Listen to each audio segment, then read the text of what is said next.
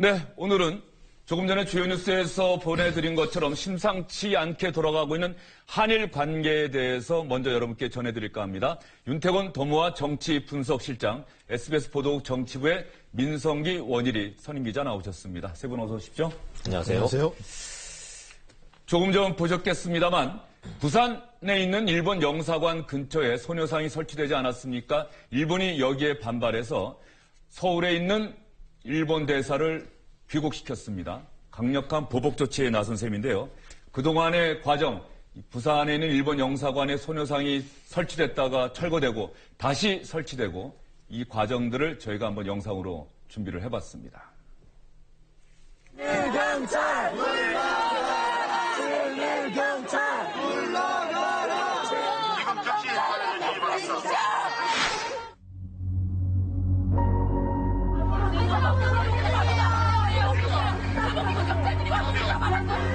소녀상 나가라 정보청을 친일 매국 세력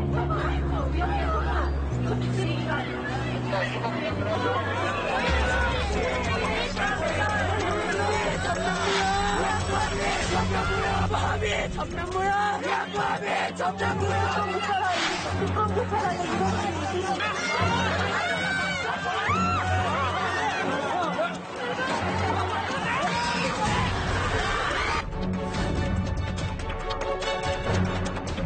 이후 구청에는 전국에서 항의가 이어졌습니다.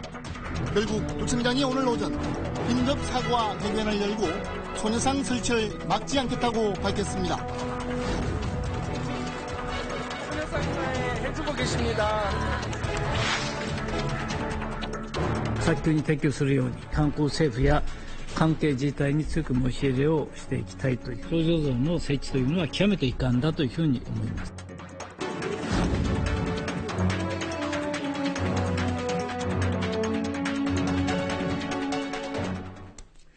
일본 장관이 극히 유감이다 이렇게 얘기를 했는데 일본의 보복 조치에 대해서 우리 외교부가 발표한 성명도 똑같습니다. 매우 유감이다. 일본도 유감, 우리 정부도 유감.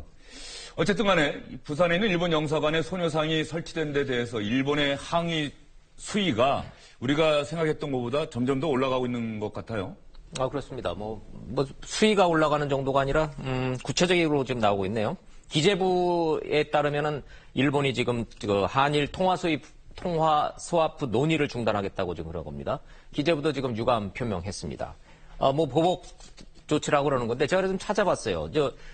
본국 대사와 지금 총영사를 지금 소환을 했단 말이에요. 예. 근데 그게 이제 정치적 행위고 외교적 행위인데 어떤 경우에 두 가지 경우가 있어요. 본국이 모욕을 당했거나 상호 관계가 훼손된 우려가 있을 때 이거 엄중 항의하는 수단이라고 그럽니다. 근데 소녀상 설치 문제가 이 두 가지 문제에 어디에 해당되는지를 아무리 찾아봐도 저는 동의할 수가 없어요. 그래서 위안부 합의사항을 보면 책임 통관, 사죄, 반성 이런 거 다 빼고라도 재단 설립하고 불가역적으로 해결하고 맨 마지막 문제 5번째가 합의사항이잖아요. 소녀상 문제는 한국 정부가 관련 단체와 협의하여 적절히 해결하도록 노력한다 이렇게 돼 있단 말이죠. 적절히 해결하려고 노력하고 있는 거잖아요. 근데 지금 일본 정부가 지금 이렇게 외교적, 경제적 보복 조치를 한다는 거는 이거는 단순한 보복 조치가 아니라 치졸 하다고 밖에는 볼 수가 없는 거예요. 이거 국제적으로 비난하지 않을 수가 없는 겁니다. 지금 그 내용을 보면은 전체적으로 지금 한중 관계에 있어서 한국 정부가 지금 이 탄핵 국면 때문에 지금 중국과의 관계에 있어서 지금 궁지에 몰리고 있는 틈을 타서 지금 일본이 이렇게 지금 이 소녀상 문제를 들고 나온다는 것에 대해서는 왜 그런지 속셈은 뻔히 보이지만 동의가 되지를 않고 이거는 치졸한 문제라고 외교적으로 국제적으로 비난받을 소지가 분명히 있어 보입니다. 일본 정부가 그렇게 얘기를 한 것 같아요. 2005년 12월 28일에 한국과 일본이 위안부 문제에 대해서 합의를 했는데 그 이후에 오히려 소녀상이 늘었다. 어쨌든 일본 정부는 그렇게 주장할 수 있다고 쳐도 일본 정부, 아베 총리 옆에 있는 사람들의 이야기가 우리 국민이 납득하기 어려운 얘기까지 막 쏟아내고 있다고 하는데 우리 정부를 범죄 집단에다 비유했다고요? 예, 아사히 신문이 아베 총리의 측근을 인용해서 한 보도를 보면요.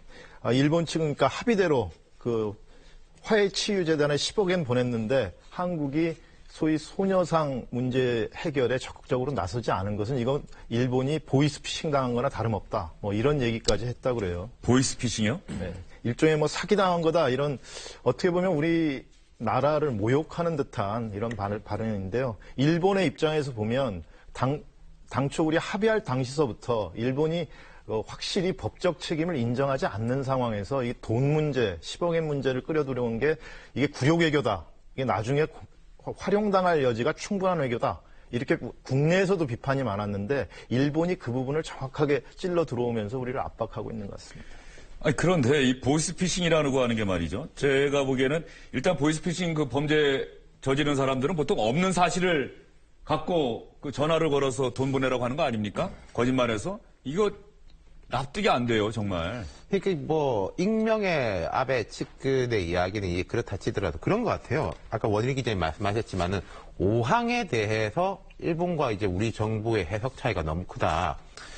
일본은 마치 이거 외에도 뭔가 더 있는 것처럼 소녀상에 대해서 구체적으로 그런 식의 이제 뉘앙스를 계속 풍겨왔었죠. 근데 이제 우리 정부는 강력하게 부인했습니다. 지금 조윤선 장관이 이제 여성부 장관 할 때도 그렇고 지금 강은희 장관도 그렇고 윤병세 외교부 장관도 그렇고 다른 합의는 전혀 없다라고 이제 강력하게 주장을 했거든요.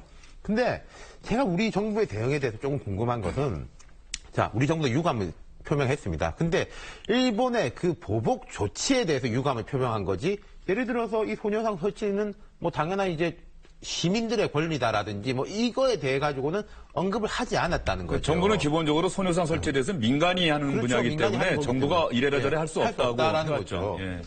그래서 계속 이제 뭐가 있는 듯이 하는데 이게 생각이 나요. 1965년에 한일 독도 밀약이라는 게 있었습니다. 이제 양국 정부는 공식적으로 부인을 하고 있는데 여기 항목들을 보면은 양국은 서로 독도가 자국 영토라고 주장할 수 있다. 양국은 서로 각자의 주장에 대해서 반대할 수 있다. 그 다음 세 번째가 중요한데 치료적 지배, 한국의 치료적 지배는 인정한다. 그리고 네 번째 항목이 한국은 경비 병력을 확충하지 않는다. 뭐 이런 조항이 돼가지고 사실상 이 큰 가닥은 이어지고 있는데 그러면은 이 소녀상 부분에 대해 가지고도 혹시 뭐가 있는 게 아니냐. 그러니까 일본이 저렇게 강하게 나오고 우리는 없다라는 이야기밖에 그리고 없다라는 이야기를 우리 국민들한테는 하지만은 뭐 한일의 이런 테이블에서는 그런 이야기를 또 강하게 한 적이 없단 말입니다.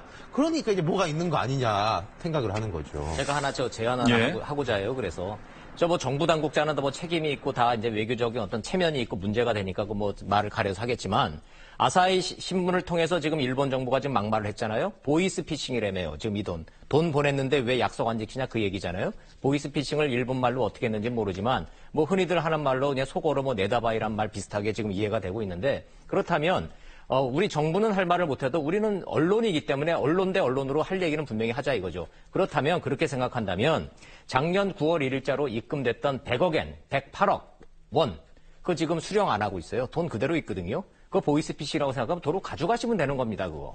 그러니까 이게 이 문제가 지금 이 정부 대 정부 차원에서 약속을 지키냐 안 지키냐의 문제가 아니라 우리 국내 정서, 이 위안부 문제 합의에 대한 민간 차원의 불만의 목소리든 우리는 그걸 할 권리가 있는 거고 그 얼마든지 할 수 있는 권한이 있는 겁니다. 이 문제를 이런 식으로 비하하고 조롱한다면은 그 돈 도로 가십시오라고 지금 일본 정부에 말할 수 있다고 저는 생각을 합니다. 예. 어쨌든 뭐 그 돈 돌려보내려고 하면 또 우리 정부가 또 송금을 해야 될 텐데 우리 정부가 2015년 10월 28일 한일 간의 세계양의 위안부 합의 저도 찾아봤더니 그날 SBS 8시 뉴스도 한 16분에 걸쳐서 상당히 집중적으로 보도를 했었습니다. 그런데 그 당시 합의가 정말 제대로 된 합의였느냐라고 하는 논란은 그때부터 있어 왔는데 지금 상황이 이렇게까지 전개가 되다 보니까는 우리 정부가 과연 협상을 제대로 한 것인지 그런 비판하는 목소리가 나오고 있는데 당연히 야당에서 나오고 있습니다. 야당의 이야기 한번 들어보시죠. 10억엔 주고서 소녀상 철거 안 했다고 우리나라에게 오히려 뻣뻣하게 저렇게 요청하는 일본 외교 당국자들을 보면서 정말 굴욕감을 느낍니다. 뭐가 굴욕 외교인지 새누리당, 보수신당에게 묻고 싶습니다.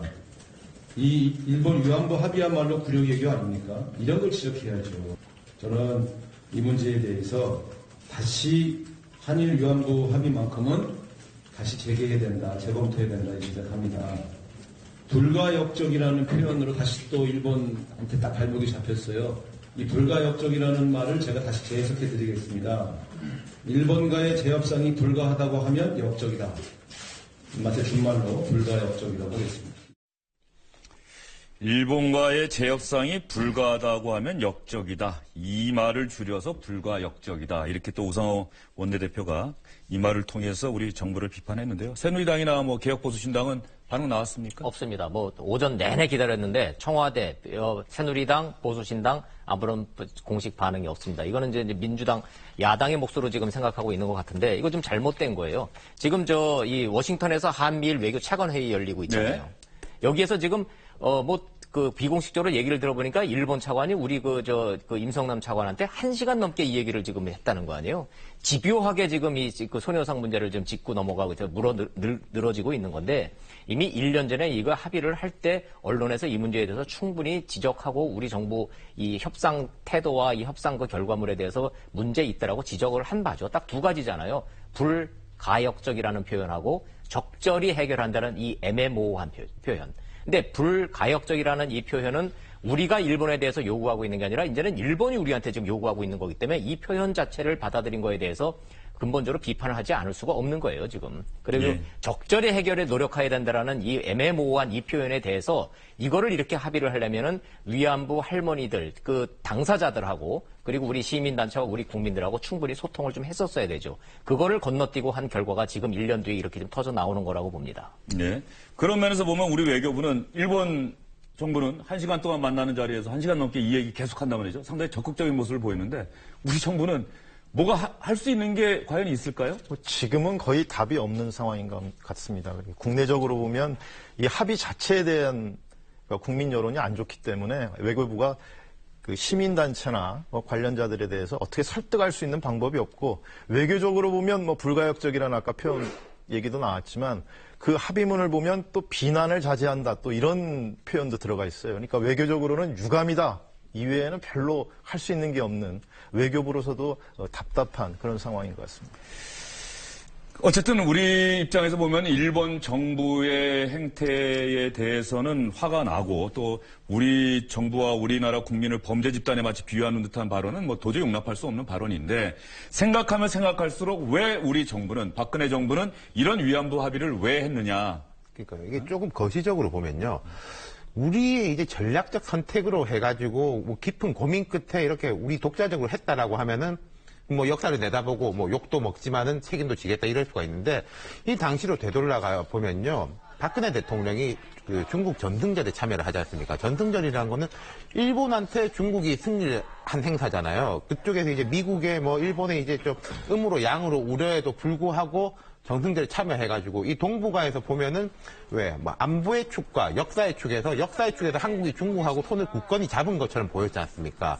그런데 북핵 실험이 이어지니까 확 돌아섰다는 거죠. 그때. 그러니까 그러면 이제 우리가 주체적으로 어떤 판단을 하는 것보다 중국하고 가까이 있었다가 북한 변수가 생기니까 돌아섰고 그때 기억하실지 모르겠는데 웬디 셔먼 미 국무부 부장관이 한일 양국에 대해 가지고 똑같이 민족주의적 정서하고 그걸 활용하는 정치인 때문에 문제가 있다라고 해가지고 우리 쪽에서는 반발이 크게 심했었는데 실은 다 아는 거 아니겠습니까? 오바마 정부에서는 이 합의에 대해 가지고 계속 추동을 했었고 합의가 이루어지니까 매우 환영을 했었죠. 반기문 유엔 사무총장 시절에도 마찬가지인데 그러면은 이 비판적으로 본다면은 이게 이 문제 자체에 대해서 역사적 접근, 아까 말씀하신 당사자적 접근이 아니라 지금 북핵 실험이라는 게 5차까지 이어졌는데 한 번 실험 때문에 이 문제를 이렇게 풀어버린 거 아니냐라고 볼 수밖에 없다는 거죠.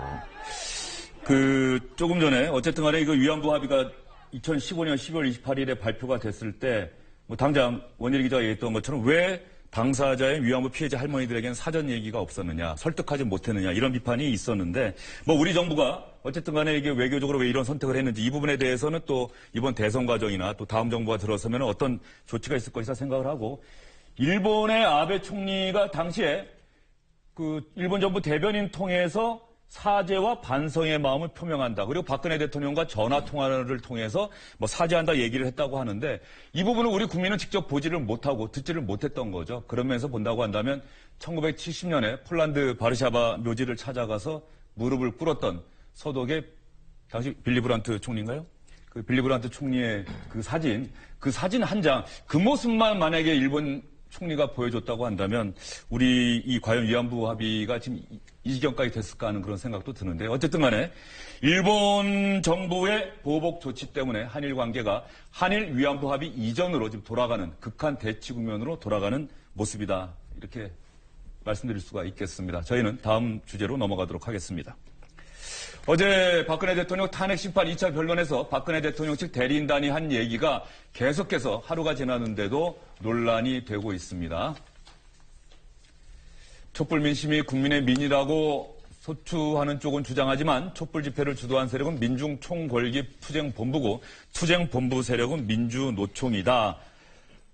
그래서 촛불 민심은 민심이 아니다, 민의가 아니다 이렇게 얘기를 했고요.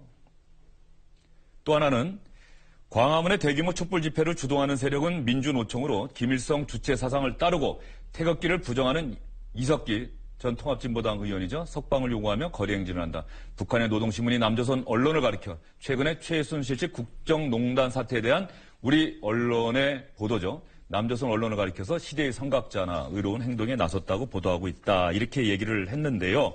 여기서 계속해서 하나 더 전해드리죠. 추미애 대표 이야기도 있는데 추미애 대표 이야기를 조금 이따가 전해드리고요. 그 다음에 이 박근혜 대통령 측 대리인단이 박근혜 대통령을 소크라테스와 예수에 비유한 얘기도 있습니다. 국회는 탄핵안이 다수결로 통과됐음을 강조한다. 300명의 의원 가운데 234명이 찬성했죠. 소크라테스도 배심 재판에서 사형 선고를 받았고 예수도 군중 재판으로 십자가를 졌다. 다수결의 함정을 선동하는 언론 기사에 의해 부정확하고 부실한 자료가 증폭된다면 민주주의의 다수결이 위험할 수 있다.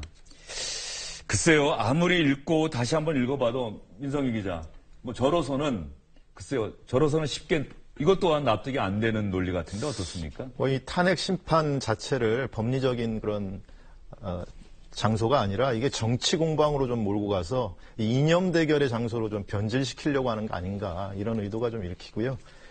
강경 보수 세력 조금이지만 이런 강경 보수 여론을 결집시켜서 좀 엄호를 받겠다 이런 의도가 좀 읽히는 대목인 것 같습니다. 그래서 아까 조금 전에 말씀드린 것처럼 추미애 민주당 대표가 이 박근혜 대통령 대리인단의 주장에 대해서 이렇게 비판을 했습니다. 박근혜 대통령 측 변호인이 도저히 용납이 안 되는 상식 이하의 망언들을 쏟아냈습니다. 변론이 아니라 촛불을 들고 나온 국민을 상대로 색깔 극장에서 색깔 연출을 했던 것입니다. 촛불은 민심이 아니다. 변호인의 망언은 헌법재판소와 헌정 질서를 능멸하는 행태였습니다. 국민의당에서도 논평이 나왔더라고요. 국민의당 논평도 추미애 대표와 비슷합니다. 예수 발언을 빗댔습니다. 예수도 대한민국 광화문에 있었다면 촛불을 들었을 것이다. 박근혜 대통령 대리인단의 주장을 정면으로 야당에서는 반박하고 있는데요. 원일 기자는 소크라테스와 예수 발언, 어제 이념 논쟁 이 얘기까지는 저희가 했었는데 이 소크라테스와 예수 발언은 조금 나가도 너무 나간 것 아니냐 이런 얘기도 있어요. 그 변호인단 내부적으로도 그 두 가지가 지금 내부적 비판의 목소리가 나오고 있다는 거예요. 하나는 소크라테스와 예수 문제. 저희 얘기는 100만 촛불 시민을 우매한 군중으로 지금 규정하고 있는 거고요.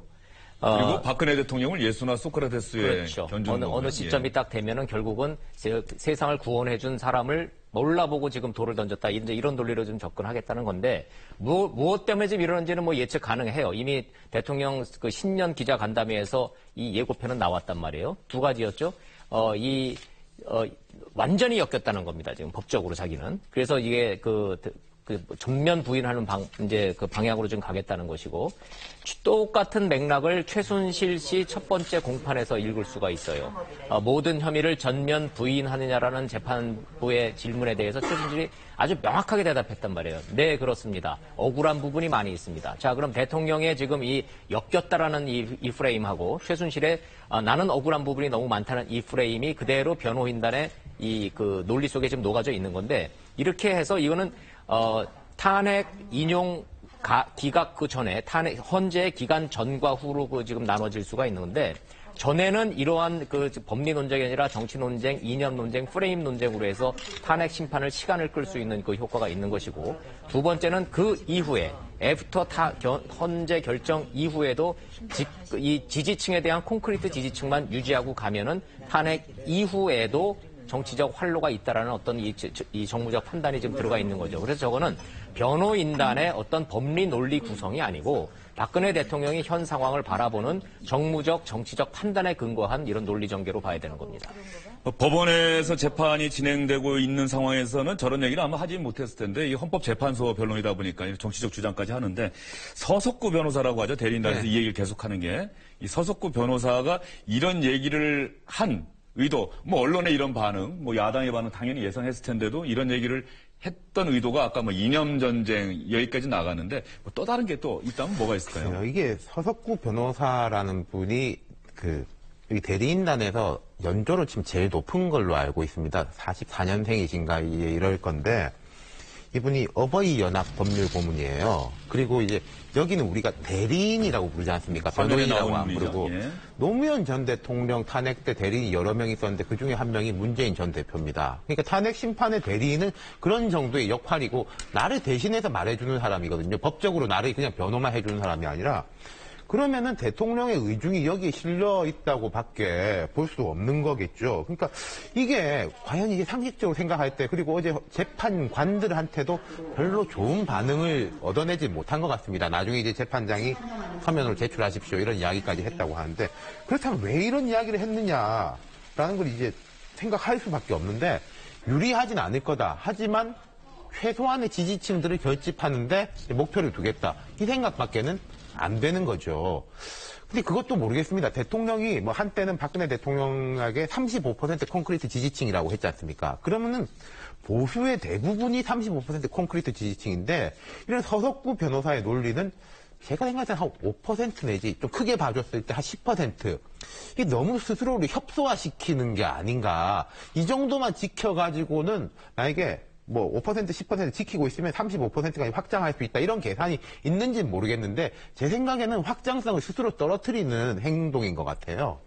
서석구 변호사가 그래서 누군지에 대해서 많은 누리꾼들이 관심을 갖고 찾아봤더니 서석구 변호사가 1981년에 불임 사건이라고 있지 않았습니까? 노무현 전 대통령이 첫 변호인을 맡았던. 근데 당시에는 이제 부산에서 열렸던 재판인 것 같긴 한데 이 대구에서 이 재판이 열렸을 때 서석구 변호사가 당시 판사로 국가보안법 위반 혐의에 대해서는 무죄를 선고한 경력이 있다고 해요. 그래서 이 서석구 변호사가 예전에는 이랬던 사람인데 어떻게 지금 와서 이렇게 생각이 바뀌었느냐. 본인 말씀을 제가 예전에 들어봤는데 참 재밌어요. 근데 재판할 때 몰랐는데 나중에 보니까 그 사람들이 다 빨갱이더라. 그 나중에 내가 깨달았다. 뭐 이런 이야기까지 했었습니다. 예. 가장 앞거는 그 100만 촛불 집회에서 나왔던 그 노래의 작곡자가 누군지 아십니까? 바로 김일성 찬양 노래를 작곡해서 처벌받았던 그 사람입니다. 이 부분이 제일 이제 앞건이에요. 그래서 이 내부적으로도 지금 이제 물론 이런 반탁 세력이라 그러잖아요, 지금. 탄핵을 반대하는 세력이 지금 한 10%에서 15% 정도 된다는 거잖아요. 이 목소리를 대변하는 것까지는 이해를 된다 그러지만 그 내부에서도 이 상황을 이게 집회 참가 노래를 김일성 찬양 노래하고 연결시켜서 하는 이 색깔론 이거는 정말 너무 많이 나와서 이건 전략적 미스다라 이런 탄식이 나오고 있다고 해요. 내부적으로는. 예. 뭐 민성기 기자가 보기에도 박근혜 대통령 측 대리인단의 이런 주장이 어쨌든 헌재 결정을 지연시키려고 하는 의도나 효과를 거둘지는 몰라도 적어도 국민적 동의를 얻는 데는 실패한 것 아닌가 싶은데 어떻습니까? 뭐 국민적 동의를 얻는 데는 좀 실패할 수밖에 없는 발언이죠. 지금 알면서도 그럼 했다는 얘기. 알면서도 한 거 아니겠습니까? 이런 보면 아주 적더라도 보수 진영의 소위 강경 보수 세력을 박근혜 대통령을 옹호하는 쪽으로 이렇게 집결을 해놓으면 다음 대선이 가까이 오면 보수 진영의 어떤 후보가 나올 텐데 그 사람들도 무시하지 못하는 거 아니냐 이런 데까지를 염두에 두고 하는 포석이라고 봐야 되겠죠. 네, 어쨌든 현직 대통령에 대한 탄핵 심판이 진행되고 있는 이 상황 자체가 뭐 대한민국 국민 입장에서 보면 정말 화도 나고 안타깝기도 한 그런 상황인데요. 이 대통령 측 대리인단의 주장이 오히려 그런 화나고 안타까운 국민들의 가슴에 또 불을 지핀 것이 아닌가 뭐 이런 얘기들도 많이 나오고 있는 상황 같습니다. 저희는 다음 주제로 넘어가겠습니다. 박근혜 대통령이 탄핵 심판대 선거 자체가 그동안 최순실 씨를 비롯한 민간인들이 공직을 맡고 있는 사람이 아니라 민간인이 국정을 농단했다. 바로 이런 혐의 때문 아니겠습니까? 그러다 보니 차기 대선 주자들이 내가 대통령이 되면 이렇게 바꾸겠습니다. 이런 얘기를 참 많이 하고 있는데 현재 각종 여론조사에서 지지율 1위를 달리고 있는 문재인 전 민주당 대표가 어제 한 토론회에 참석해서 내가 대통령이 되면 이렇게 바꾸겠습니다라고 얘기를 했습니다. 청와대 특권을 버리고 국민과 소통하겠습니다. 국민 대통령 시대에 대통령이 있을 곳은 구중궁궐이 아니라 광화문 청사입니다. 대통령 직무 청사를 광화문으로 옮기겠습니다. 청와대와 국악사는 국민들에게 돌려드려 시민 휴식 공간으로 만들겠습니다. 대통령의 24시간도 공개하겠습니다. 대통령의 일가가 국민들께 투명하게 보고되도록 하겠습니다. 광화문 대통령 시대에 맞춰 국민에게 가깝게 다가가는 새로운 문재인 전 대표 얘기 들어보니까 지금 박근혜 대통령 시대, 이전에 이제 대통령이 됐던 시대와는 완전히 다르게 바꾸겠다 이런 얘기 같은데요. 하나 궁금한 거는 그 대통령 관저는 어떻게 하겠다는 관저는 그대로 청와대에 있는 것을 관저는 그대로 청와대에 두고요. 예. 어제 그 문재인 전 대표의 말을 들어보면 박근혜 대통령의 소위 약점, 잘못된 점으로 지적된 것들, 그러니까 소통하지 못하는 유체이탈 화법을 쓰는 이런 대통령이라는 거, 그리고 여러 가지 의전만 강조한다는 거, 국민과 좀 멀리 떨어져 있다는 거, 이런 것들, 특히 세월호 7시간 의혹에서 보여지듯이 일정이 좀 불투명하다는 거, 이런 것들을 앞세우면서 나는 박근혜 대통령과는 전혀 다른 대통령이 되겠다, 이런 점을 대단히 강조한 것 같고요. 그런 측면에서 또 한 번 주목해 봐야 될 것은 어제 이것뿐만 아니라 권력의 적폐라고 지적돼 왔던 것들, 검찰이 기소권과 수사권을 독점하고 있는 거, 그리고 국정원이 국내 정보 수집에 주력하면서 이게 왜곡돼서 국내 정치에 투영되는 거, 이런 것도 해소하겠다는 의견을 밝힌 것으로 보면은 앞으로 이제 선두주자이기 때문에 지속적으로 국민적인 과제로 나온 이슈들을 선점하면서 선거전을 선도해 나가겠다, 이런 의지가 좀 엿보이는 것 같습니다. 원일 기자, 특히 대통령의 일과를 24시간 다 투명하게 공개하겠다. 이거 사실 백악관 같은 경우는 그 대통령 일정 사실 홈페이지 통해서 공개하지 않습니까? 우리나라하고 조금 달랐던 부분이긴 한데. 공개하죠. 근데 공개를 하는데 24시간의 사생활까지 어떤 사적인 영역까지 다 공개하는 것이 사실 아니고 국민들이 그것까지 알고 싶어 하지는 않을 것 그걸 같은데요. 궁금해하는 것이 아니라 중요한 상황과 어떤 세계적, 국내적, 해외적 사안에 대해서 대통령은 언제 누구를 만나서 어떤 얘기를 하고 어떤 판단을 내릴까에 대한 그 과정에 대한 투명성을 요구하는 거지 24시간을 지금 주장하는 건 아니죠. 그래서 저는 이제 문재인 전 대표가 이제 사실상 대선 공약한 거예요, 이거는. 그래서 저는 이제 이거를 쭉 이제 분석을 이렇게 쭉 해 보면서 요거는 참 얘기가 된다. 요거는 참 잘 잡았다라고 하는 부분이 하나가 있고, 이거는 참 대표적인 헛발질이다 하는 게 두 가지 경우가 있다고 저는 개인적으로 생각을 하는데, 겁니까? 첫 번째는 검찰 개혁에 대해서는 저거는 그 주제를 잘 잡았다고 생각이 들어요. 왜냐하면 이 모든 사안에 제왕적 대통령제를 수행하는 이 비판받는 이 시스템의 가장 접점이 돼 있는 그게 검찰, 정치 검찰에 대한 어떤 비난, 여기에 대한 개혁이 필요하다. 이거는 이제 해야 되는 거죠. 근데 구체적으로 내용이 나왔단 말이에요. 헛발질은 어떤 겁니까? 그렇죠. 요거 먼저 제가 말씀을 좀 드릴게요. 검찰 개혁을 하겠다는 어떤 정치적 수사만 나온 것이 아니라 논의가 되어 왔던 경찰로의 수사권 이양, 수사권 독립 문제를 해결하겠다. 자기가 그 노무현 정부 집권 시절에 꼭 했어야 되는데 제일 후회되는 게 이거다라고 얘기하는 걸로 봐서 이 문제는 굉장히 구체적이고 방향성에 있어서 잘한 거예요. 근데 대표적인 헛발질은 대통령의 24시간을 공개하고 광화문 대통령 시대를 만든다 그래서 과연 국민들이 차기 대통령은 투명하고, 그게 아닌 거죠, 원하는 게. 그 대통령의 24시간을 공개하겠다, 이거는 좀 상징적인 표현이라고 보는 게 맞는 거 아닌가 싶습니다. 그러니까 모든 일정을 공개하겠다는 게 아니라 진짜 국민들한테 국민이 알아야 될 일정, 나의 정책을 어떻게 펼 것인지를 국민들이 이 일정을 보고 예측할 수 있는 이런 걸 만들겠다는 거지, 내가 대통령이 되면 24시간을 모두 공개하겠다 이런 뜻이라고 보는 거는 좀 성급한 것 같아요. 문재인 전 대표 생각은 내가 알겠는데 윤태권 실장, 저희가 다 알겠죠. 문재인 전 대표 생각은 어떤 건지 다 알 수는 있을 것 같은데 굳이 뭐 청와대로 옮겨서 광화문 청사로 가고 뭐 이런 것까지 또 국민들이 요구했던 건 아니잖아요. 뭐 미국에도 백악관이 있고 대통령들이 따로 일하는 공간들은 다른 나라로 다 두고 있는 건데. 사실 지난 대선 때 문재인 안철수의 공통된 공약이었어요. 같이 공약한 건 아니고 두 사람 다 동시에 이런 공약을 했었는데 그때 저도 이거 좀 실무적으로 좀 따져봤었는데 이 이동 문제라든지 그리고 이제 긴급 상황 발생 시에 이제 관저하고 집무실에 이제 이격 문제 같은 게 좀 고민거리더라고요. 이걸 어떻게 해소할지 모르겠고 근데 제가 좀 다른 각도로 보는 게 이 하나하나에 대해서 짚어보는 것도 중요하지만은 왜 이런 식으로 이야기했을까? 두 가지 의미가 있는 것 같거든요.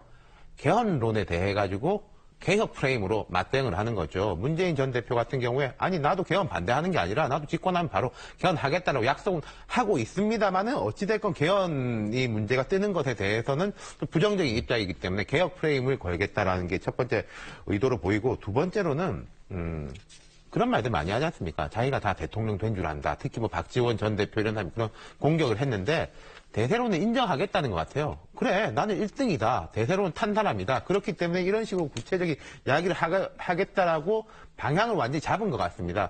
근데 이거는 이제 조금 우려가 되는 바가 조기 대선이 된다고 할지라도 한 120일 정도인데 과연 120일 동안 최선두권에서 이런 식으로 구체적인 공약들을 내세우면서 한 호흡으로 쭉 갈 수 있을 것인가. 다른 사람들은 처져 있지만은 뭐 연대도 했다가 뭣도 했다가 이제 스토리들을 이제 만들어 올라갈 거 아니겠습니까? 근데 이제 문 대표 같은 경우에는 마라톤을 치면은 최선두에서 맞바람을 맞으면서 처음부터 끝까지 달리겠다.